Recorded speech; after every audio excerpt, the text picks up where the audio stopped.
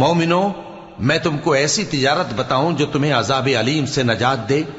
وہ یہ کہ اللہ پر اور اس کے رسول صلی اللہ علیہ وآلہ وسلم پر ایمان لاؤ اور اللہ کی راہ میں اپنے مال اور جان سے جہاد کرو، اگر سمجھو تو یہ تمہارے حق میں بہتر ہے۔ وہ تمہارے گناہ بخش دے گا اور تم کو جنت کے باغوں میں جن کے نیچے نہریں بہ رہی ہیں اور پاکیزہ مکانات میں جو ہمیشہ کی بہشت میں ہیں داخل کرے گا۔ یہی بڑی کامیابی ہے۔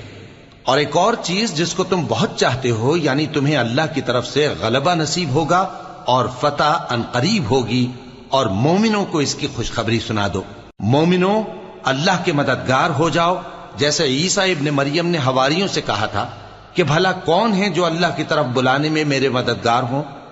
حواریوں نے کہا کہ ہم اللہ کے مددگار ہیں۔ سو بنی اسرائیل میں سے ایک گروہ تو ایمان لے آیا،